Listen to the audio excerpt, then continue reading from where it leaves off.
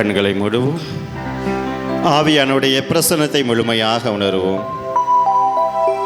எங்கேயோ இருந்த நம்மை இன்று அருளாலய தியான மையத்திலே வந்து இந்த நாள் முழுவதும் நீங்களை முழுமையாக உங்களை ஒப்புக் கொடுத்து செபிக்கின்ற போது எல்லா விதமான சூழ்நிலைகளை மாற்றி இறைவன் உங்களுக்கு ஆசீர்வாதத்தை கொடுக்க வல்லவராக இருக்கின்றார்.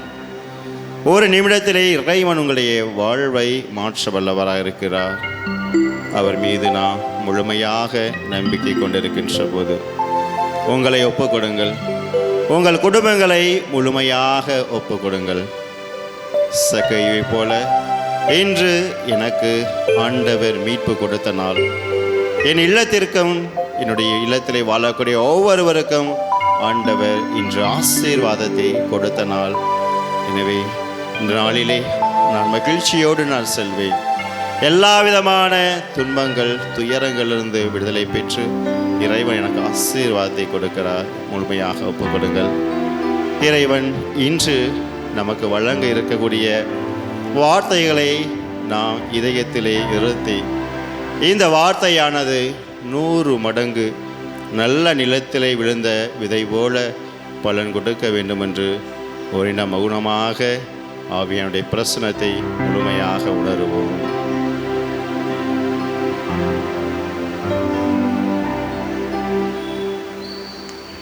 அனைவரும் அமர்வோம்.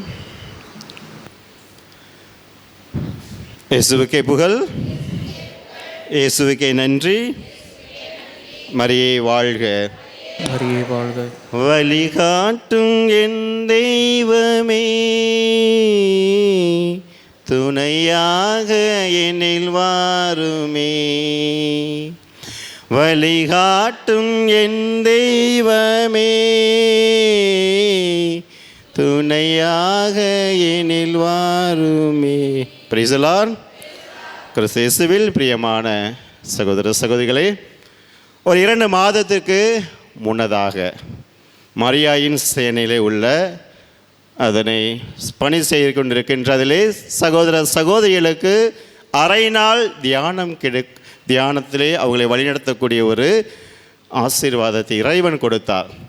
அப்பொழுது அங்கே நல்லா படித்தவங்க பெரிய வேலையில் இருக்கவங்களாம் அந்த பணியில் இருக்கிறதே மிக மகிழ்ச்சியாக இருந்தது. அப்போ அவங்கள்ட்ட நான் கேட்டது, உங்களுக்கு உங்களுடைய வாழ்க்கைக்கு இந்த நிலை இருப்பதற்கு யார் வழிகாட்டியாக இருந்தாலும் கேட்டேன். அதே வார்த்தை ஒருத்தர் என்னுடைய தந்தை என்று சொன்னாங்க. நீங்கள் என்ன சொல்கிறீங்க? இந்த நிலை இருக்கிறதுக்கு உங்களுக்கு யார் வழிகாட்டியாக இருக்குதா? அன்னையாகிய இறைவன். இன்னொருத்தர் என்ன சொன்னாங்கன்னா, என்னுடைய பங்கு சாமியார். ஏன்னா அந்த சின்ன வயதிலே அவருடைய அந்த ஒரு அன்பு பாசம் எனக்கு ரொம்ப பிடிச்சிருந்தது. அவர் வழிநடத்ததுனால இன்றைக்கி நான் நல்லா இருக்குன்னு சொன்னாங்க. ஒவ்வொருவரும் தனிப்பட்ட விதத்தில் சொன்னாங்க. உடனே என்ன கேட்டாங்க, ஃபாதர் இந்த நிலையில் நீங்கள் இருப்பதற்கு யார் காரணம்னு கேட்டாங்க. நான் என்ன சொன்னேன்னா, தாய் அன்னை மரியாள் என்று சொன்னேன். அன்னை மரியாள் எனக்கு வழிகாட்டியாக இருக்கின்றார். ஏன்னா இறைவனுக்கும் தாயாக இருக்கிறார், நமக்கும் தாயாக இருக்கின்றார். எப்படி என்றால், ஒரு கிராமத்தில் ஒரு ஏழ்மையான குடும்பத்தில் 4வது குழந்தையாக, எரேமியா 1:5 ஆண்டவர் சொல்கிறார்ல, தாயின் வயிற்றில் உருவாகும் முன்னரே நான் உன்னை தேர்ந்தெடுத்தேன் என்ற வாக்கு கேட்டவாறு நான் கருவில் உருவான அந்த நாளிலே என்னுடைய தாய் கடவுளுடைய பணிக்கு என்று என்னை அர்ப்பணித்தாள். அந்த வளரக்கூடிய குழந்தை பருவத்திலே குரு மடத்தில் எப்படி இருக்கணும்னு சொல்லி அந்த பயிற்சி எனக்கு அளிக்கப்பட்டது. எல்லா வேலையும் செய்யணும், எல்லாரையும் மதித்து எல்லாருடைய அன்பாக பேசணும், எந்த சூழ்நிலையிலையும் யாரையும் பகைக்கக்கூடாது, போடான்னு சொல்லக்கூடாது. இன்னைக்கு கூட பெரியவங்களை போடான்னு சொன்னால் எங்கள் அம்மா திட்டுவாங்க. போனார் வீட்டுக்கு போயிருந்தபோது அரசியலை பற்றி பேசிட்டு இருக்கும்போது ஒரு வார்த்தை சொல்லிட்ட உடனே அப்படி சொல்லக்கூடாது. அதைவிட மேலாக தினந்தோறும் 7ஆம் வகுப்பு படிக்கின்ற போதே என்னுடைய கிராமத்திலே காலையிலும் சரி மாலையிலும் வாசகம் வாசித்து ஜெபமாலை மக்களோடு சேர்ந்து வழிநடத்தி அதன் முடித்த பிறகு வீட்டில் குடும்ப ஜெபமாலை. தப்பி தவறி எனக்கு நான் கோயிலுக்கு போகலைன்னா, ஆலயத்திற்கு போகலைன்னா வீட்டுக்கும் போக மாட்டேன்.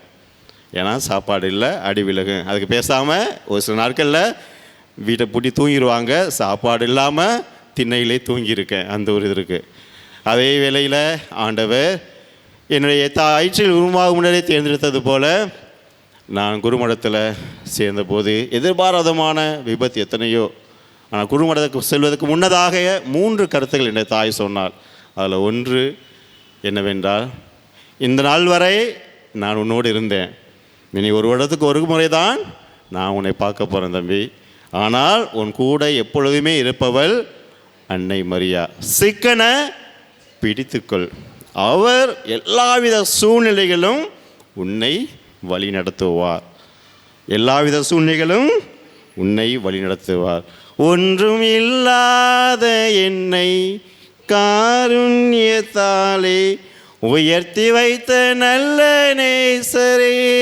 அது மாதிரி என்னுடைய கிராமத்திலே முதல் குருவாகவும் அமலமரி தியாகிகள் சபையிலே ஒரு குருவாக அருள் பொழிவு செய்யப்பட்டு இன்று நான் ஆண்டவருடைய வார்த்தையை என்னுடைய இந்த தியான மையத்திலே முதலாக அன்னையை பற்றி பேசுவதற்கு இது நாள் வரை என்னை வழிநடத்தியவர் யார் என்றால் அன்னை மரியா. மரியே வாழ்க, மரியே வாழ்க.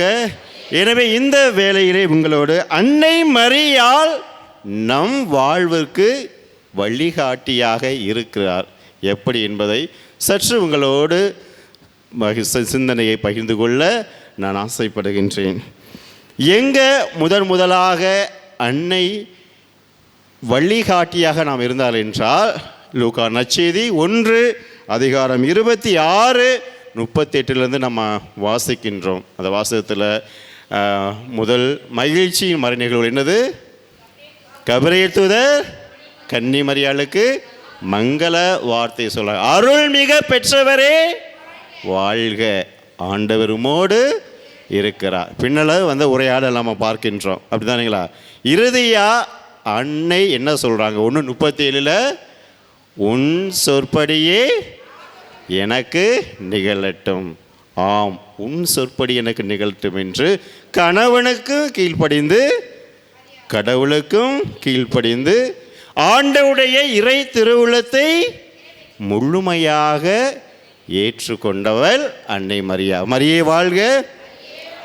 முதல் கொஸ்டின் உங்கள்கிட்ட கேட்கக்கூடியது, திருமணமானவங்க நிறைய பேர் இருக்கீங்க, ஆம் என்று சொல்லி எந்த திருவருட்சாதனத்தில் நீங்கள் ஓருடலாக இணைந்து புதிய வாழ்வை தொடங்குவீங்க? திருமணம் என்ற திருவருட்சாதனம். எதுக்கு ஆம் சொன்னீங்க சொல்லுங்க? இன்பத்திலும் துன்பத்திலும் உடல் நலத்திலும் நோயிலும் நான் உனக்கு பிரமாணிக்கமாயிருந்து என் வாழ்நாளெல்லாம் உன்னை நேசிக்கவும் மதிக்கவும் வாக்களிக்கின்றேன். அந்த சொல்லிதான் ஆம் சொல்லி வாழ்க்கையை தொடங்குனீங்க. ஆனால் இன்றைக்கு அதே ஆம் என்று சொல்லி கணவன் மனைவி பிள்ளைகள் வாழ்ந்து கொண்டு இருக்கின்றீர்களா? இல்லை, அப்படிதானேங்களா? இன்னைக்கு நான் என்ன விருப்பப்படுகின்றனோ அதன்படி தான் நீ வாழ வேண்டும். முயலுக்கு 3 கால் தான், அவ்வளோதான். இன்னைக்கு நான் சொல்வதை நீ கேட்கணும், இங்கிட்டு மனைவி நான் சொல்வதை நீங்கள் கேட்கணும் அப்படின்னு சொல்லிட்டு இன்றைக்கு முரண்பாடான வாழ்வு, முரண்பாடான வார்த்தைக்கு நாம் செவி கொடுக்க முடியாமல் இன்றைக்கு கணவன் மனைவிக்குள்ளேயே உறவுலை பிளவு, நாம் உறவினர்களிடையே இன்று பிளவினை சந்தித்து கொண்டிருக்கின்றோம். ஆனால் நமக்கு முன்னால் நம்முடைய பெற்றோர்களை பார்த்தீங்கன்னா ஒரு 25-30 ஆண்டுகளுக்கு முன்னதாக பாருங்கவே, அவங்க காசு இல்லை, பணம் இல்லை, செல்வம் இல்லை, ஆனால் என்ன இருந்தது? அன்பு இருந்தது, நிம்மதியான வாழ்க்கை இருந்தது. எனக்கு இன்னும் நல்ல ஞாபகம் இருக்குது. என்னுடைய தந்தையை என் அம்மா, என்னுடைய அக்கா, மூத்த அக்கா பேர் ஜேக்கப் மேரி, ஜேக்கப் அப்பா, யார் கேட்டாலும் ஜேக்கப் அப்பா, கணவர் பேரை கூட சொல்ல மாட்டாங்க. அந்த அளவிற்கு ஒரு அன்பு கீழ்ப்படிதல் இருந்தது. இன்று நாம் நம்முடைய வாழ்க்கையிலே கணவன் மனைவி அந்த ஒரு உண்மையான அன்பு இல்லாமல் இருக்கிறதுனால தான் இன்று கடவுளுடைய திருவுளத்தை நாம் ஏற்றுக்கொள்ள முடியவில்லை. ஏதாவது இடத்துல யாராவது ஒருவர் இன்று இறங்கி நாம் செல்கின்றோமா? பழைய ஏற்பாட்டில் பார்க்குறேன்.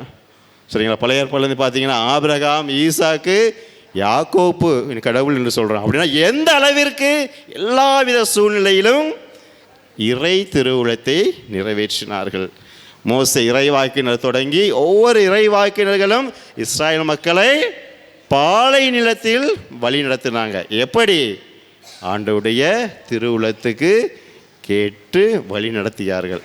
ஆண்டவர் இயேசு கிறிஸ்துமே கடவுளுடைய மகன்தானே. அன்றாட ஜெபம் மட்டும் இல்லை, தயாரிப்பாக எங்கே போகிறாரு? 40 நாள் பாலை நிலத்திற்கு போகிறாரு.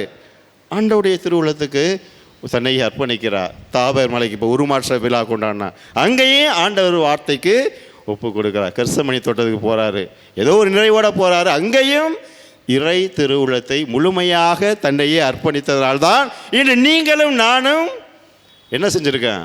மீட்பு பெற்றிருக்கின்றோம். அதையும் மேலாக அவருடைய ஒரே தாயும் நம் அன்னையுமான கன்னிமரியா அச்சம், கலக்கம் எல்லாத்தையுமே முழுமையாக அர்ப்பணித்து இறை திரு உள்ளத்தை நிறைவேற்றினார்கள்.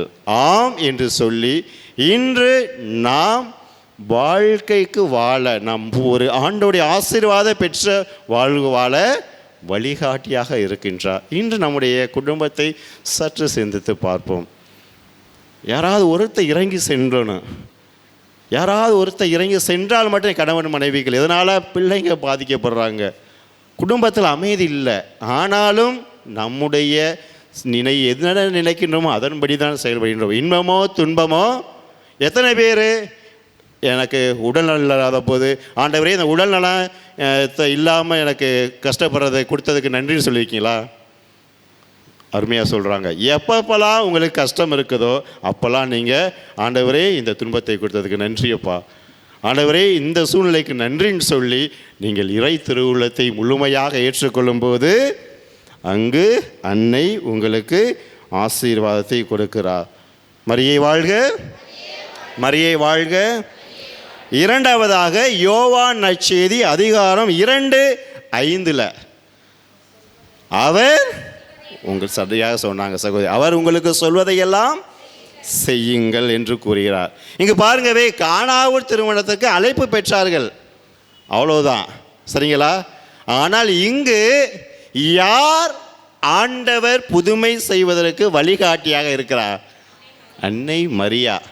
அங்க ஒரு நல்ல செயலை செய்வதற்கு அன்னை தன்னுடைய மகனுக்கு வழிகாட்டி. இங்க கூட பாருங்க, அவர் சொல்வதை செய்யுங்கள். அந்த ஒரு பாசத்தை பாருங்க, மரியாதை. அவன் சொல்லல, மயந்தான், அவர் சொல்வதையெல்லாம் செய்யுங்கள் என்று கூறுறார். இன்னைக்கு எத்தனை பேர் நீங்கள் பெற்றோர்கள், குறிப்பாக தாய், தந்தையை விட தாய் தான் அதிகமான பொறுப்புகள் உங்களுக்கு கொடுக்கப்பட்டது. எப்பொழுதுமே நான் தாய் தான் 10 மாதம் நீங்கள் சுமந்து குழந்தையை பெறுகின்றீங்க. அந்த ஒரு பாசம், தாயை விட பாசம் அதிகமாக தாயானவர் நீங்கள் பெற்றிருக்கீங்க. இன்று உங்களுடைய பிள்ளைகளை சரியான விதத்தில் இன்றைக்கி வழி நடத்துகிறீங்களா? நான் சொல்ல முடியும், இன்றைக்கு பெற்றோர்கள் தான் பிள்ளைகளுடைய அழிவுக்கு காரணமாக இருக்கீங்க. அப்போல்லாம் ஸ்கூலில் வந்து அடிங்க ஃபாதர், முன்னெல்லாம் ஃபாதர் சாமியார்கிட்ட தான் காலையில் படிப்பாங்க. ஃபாதர் இப்படி பண்ணுற, அடிங்க, நல்லா அடிங்கன்னு சொல்லுவாங்க. இன்றைக்கு ஏன் என் பிள்ளை அடித்த, என் பிள்ளை நல்ல பிள்ளை. இன்றைக்கு பெற்றோர்கள் தான் பிள்ளைகளை சரியான வழியில் வழிநடத்தாமல் அவர்கள் அழிவுக்கு காரணமாக இருக்கின்றார்கள். இன்று கடவுள் உங்களுக்கு கொடுக்கப்படுத்த அந்த பொறுப்பினை உங்களுடைய பிள்ளைகளை வழி நடத்துகின்றீர்களா? இரண்டாவது, இறை வார்த்தை அவர் சொல்வதையெல்லாம் செய்யுங்கள் என்றால் இறை வார்த்தையை நீங்கள் கேட்டு உள்ளிருத்தி அதன்படி நீங்களும் வாழ்ந்து உங்கள் பிள்ளைகளும் வாழ வழி நடத்துகிறீங்களா? மார்க் நற்செய்தி 4:1 ஆண்டவர் சொல்கிறார்ல, 1 20 வரை பார்த்தீங்கன்னா ஒவ்வொரு இடத்திலும் விழுந்த விதையை பற்றி சொல்கிறாரு. வழியோரம் விளைந்த விளைகள், பாறை பகுதியில் விழுந்த விளை, முட்செடியில் விழுந்த விளை, நல்ல நிலத்தில் விழுந்த விளை தான் 100 மடங்கு பலன் கொடுக்குது. அதான் நான் சொன்னேன் ஆரம்பத்தில் கூட, நல்ல நிலத்தில் விழுந்த விதையாக இனி நீங்கள் கேட்கக்கூடிய வார்த்தை உங்களுக்கு பலனளிக்க இன்றைக்கு நான் செபித்தோம். எத்தனை பேர் வார்த்தையை உள்ளிருத்தி நீங்களும் வாழ்ந்து உங்கள் பிள்ளைகளையும் வழி நடத்தி கொண்டு சென்றிருக்கிறீர்களா? அதுதான் ஆண்டவர் இரண்டாவதாக கேட்கக்கூடியது. இறை வார்த்தைக்கு அன்னை கேட்டாங்க. ஆண்டவர் சொன்ன உடனே அவங்க கேட்டு ஒப்பு கொடுத்தாங்க. அதான் சொல்கிறாங்க, இன்னைக்கு என் மகன் அவர் சொல்வதையெல்லாம் செய்யுங்கள். அவர் சொல்வதை நாம் செய்கின்ற போது அன்னை நமக்கு ஒரு சிறந்த வழிகாட்டியாக இருக்கின்றார். மூன்றாவது, மகிழ்ச்சி மறை நிகழ்வுகள். இரண்டாவது என்னது? தேவமாதா எலிசபெத் அம்மாளை சந்திக்க செல்கின்றார். இங்கே பாருங்கவே, முன்னதாகவே அவர் இறைவனின் தாய் என்று தெரியும். திருமுழுக்கு யோவான் ஆண்டவருக்கு முன்னோடி என்பதும் தெரியும். ஆனாலும் அந்த வெகு தூரம் நடந்து செல்லணும். முதிர்ந்த வயதில் எலிசபெத் அம்மாள் கருவுற்றிருக்கிறார் என்று தெரிஞ்சு அவருக்கு உதவி செய்வதற்கு நடைப்பயணமாக சென்று அங்கே இருந்து அவர்கள் உதவி செய்வதை நம்ம பார்க்கின்றோம். இன்று ஒவ்வொரு என்ன நினைக்கிறீங்களா, நல்லா நிலையில் வேலை செய்து நல்லா பட்டம் படிப்பு கிடைத்தவுடன் என்ன நினைக்கிறோம்னா, எல்லாமே நான் தான். பெற்றோரை கூட இன்றைக்கி மதிக்க மாட்டேறோம். நான் சொல்கிறத கேட்டு நீ எனக்கு பணிந்திரு, நான் சொல்கிறத செய்யுன்னு சொல்லிட்டு. ஏலாக்குறிச்சியில் போன வருஷம் அடிக்கடி ஒரு சில கவுன்சிலிங்க்கு வருவாங்க. அப்போ ஒரு முதியோர் ரொம்ப வயதான பெற்றோர் வந்திருந்தாங்க. ரொம்ப அப்படியே கஷ்டத்தோடு வந்திருந்தாங்க மாதாவை நோக்கி. அப்போ அவங்களுக்கு பேசிய போது சொன்னாங்க, ஃபாதர் எனக்கு ஒரு பிள்ளை, ஒரே ஆம்பளை பையன், 3 பெண்கள், 3ஆவதாக தான் இவன் பிறந்தான். ஆனாலும் பிள்ளைங்களை நான் படிக்க வைக்கலை. அவன் படித்து நல்ல ஒரு நிலைமைக்கு வந்தால் சகோதரிகளையும் நல்ல முறையில் அவர்களுக்கு திருமணம் செய்து கொடுத்து பார்த்துக்கொள்வோம், எங்களையும் பார்த்துக்கொள்வோம் என்று கஷ்டப்பட்டு படிக்க வச்சேன். ஆனால் இன்று நல்லா படிக்க வச்சு வேலை பார்த்துட்டு கல்யாணம் பண்ண உடனே செட்டில் ஆகிட்டான் ஃபாதர். இன்றைக்கும் கூலி வேலை தான் பார்த்துக்கிட்டு அவங்களை கைகளை பார்க்கணும். வயது முதிர்ந்தவர்களையும் 100 நாள் வேலைக்கு போய் அன்றாட சம்பளம் கிடச்சி தான் சாப்பிட்டுக்கிட்டு இருக்கோம் ஃபாதர். பெண் பிள்ளைகள் தான் ஏதோ எங்களை பார்த்து கொண்டு இருக்கின்றார்கள் என்று அந்த பெற்றோர்கள் கூறினார்கள். அன்பு மக்களே, இன்று ஒருவர் நீங்கள் இந்த நிலையில் இருக்கீங்க அப்படின்னா உங்களுடைய பெற்றோர், அதை விட மேலாக மற்றவர்களுடைய உதவியினால தான் இன்று நம்ம நல்ல நிலையில் இருக்கிறோம். அதான் 1 கொரிந்தியர் 4:7 அழகாக பவுலடிகளார் கூறுகிறார், நீங்கள் மற்றவர்களை விட உயர்ந்தவர் என்று சொன்னவர் யார்? உங்களிடம் உள்ள அனைத்தும் நீங்கள் பெற்றுக்கொண்டவை தானே. பெற்றுக்கொண்டும் பெற்றுக்கொள்ளாதது போல் பெருமை பாராட்டுவது ஏன்? அதனால் பெருமை பாராட்டாதீங்க. ஒரு உதவி என்பது நானும் உயர்வு அடைகின்றேன், என்னால் மற்றவரும் வாழ்வடைகின்றார்கள். இதுதான் உதவி. அன்னை மரியாள் எலிசபெத் அம்மாளுக்கு உதவி செய்கின்ற போது 2 பேருடைய வளர்ச்சியை நாம், பெருமையை நாம் அங்கு பார்க்கின்றோம். நல்ல அதான் சொல்கிறேன், என்னுடைய அனுபவத்தில் ஒரு இறை வார்த்தை கூறக்கூடியது என்னவென்றால், நீங்கள் அதாவது தெரிஞ்சவங்களுக்கு நீங்கள் உதவி செய்யக்கூடிய மீண்டும் உங்களுக்கு வரனால ஒன்றும் கிடையாது. ஆனால் யாரோ ஒருவர் தெரியாத ஒருத்தர்களுக்கு நீங்கள் செய்யக்கூடிய உதவி, நீங்கள் இறந்த பிறகு விண்ணகத்தை செல்றீங்கல்ல, மண்ணுலைகள் வாழ்கின்ற போதே இன்றைக்கி நீங்கள் பேங்கில் எவ்வளோ கோடியாக போடுறேன், திடீர்னு பார்த்தா எவனாவது தூக்கி போயிடுறான், எவனா காசு சீட்டு போடுறாங்க, பார்த்தீங்கன்னா 10 கோடியாக ஓடி போயிட்டான்னு சொல்கிறாங்க. ஆனால் உங்களுக்கு மீண்டும் பெற்றுக்கொள்ள மாட்டீர்கள் என்று யார் யாருக்கெல்லாம் உதவி செய்கின்றீர்களோ விண்ணகத்தில் நீங்கள் டெபாசிட் செய்து வைக்கிறீங்க. மரியே வாழ்க, இயேசுவுக்கே புகழ். அதான் அப்படி நீங்கள் உதவி செய்கின்ற போது மத்தேயு 25:40 ஆண்டவர் சொல்கிறார்ல, மிக சிறியோராகிய ஒவ்வொருவருக்கும் நீங்கள் செய்வது எனக்கே செஞ்சீங்க. அதனால் மத்தேயு 25:34 திருப்பி சொல்கிறாரு, உனக்கு ஏற்பாடு செய்திருக்கின்ற அந்த ஆட்சியை உரிமை பேராக நீ பெற்றுக்கொள் என்று ஆண்டவர் சொல்கிறார். இந்த ஒரு ஆட்சிக்காகத்தான், விண்ணக வாழ்வுக்காகத்தான் நாம் அந்த உலகத்தில் வாழ்கிறோம், ஒன்றுமே கிடையாது. எனவே நம்மால் முடிந்த உதவி பிறருக்கு செய்ய முடிகின்றதா? இன்றைக்கு நல்ல விதத்தில் முடிந்த அளவிற்கு துன்பத்தில் உள்ளவர்களுக்கு உதவி செய்து வாழ அன்னை நமக்கு வழிகாட்டியாக இருக்கின்றார். 4ஆவதாக திருத்தூதர் பணி 1:4 பார்க்கின்றோம். ஆண்டவர் இறந்துட்டாரு, பயத்தோடு என்னடா நடக்க போகுது, பயத்தோடு இருக்கிறாங்க, கள்ளக்கமுற்று இருக்கிறாங்க. அந்த வேளையில் யார் கூட இருக்கிறா? அன்னை மரியாள் உடனிருந்து தூய ஆவியானவர் அந்த பெந்தெக்கோஸ்து நாளில் ஒவ்வொருவரும் அந்த ஆசீர்வாதத்தை வல்லமையினால் நிரப்பப்படுகின்றார்கள். இன்று அன்னை நமக்கு கொடுக்கக்கூடிய அடுத்த ஒரு என்ன என்றால், துன்ப நேரத்தில் உங்களை தேடி வருபவர்களோடு நீங்கள் உடன் பயணம் செய்கின்றீர்களா?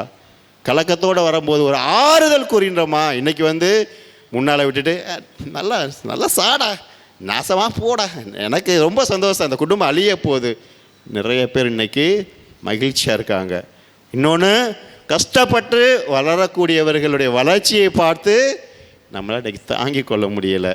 ஆனால் அன்னை கூறுகின்றார், கஷ்டத்தோடு இருக்கக்கூடியவர்களுக்கு நீங்கள் உடனிருந்து உங்களுடைய உடனிருப்பு அவர்களுக்கு ஆறுதலை தருகின்றதா, ஆசீர்வாதத்தை கொடுக்கதா, இல்லை இதனால் நான் மகிழ்ச்சி கொண்டு இன்னும் அவர்களுடைய வாழ்வு கெட்டு அவர்களுடைய வாழ்வை இழக்க வேண்டும் என்று நான் நினைக்கின்றேனா? ஏன்னா இன்றைக்கி அதான் சொல்கிறாங்கல்ல, எங்கே நல்ல நண்பனை நம்ம தெரிஞ்சுக்கலாம். உண்மையான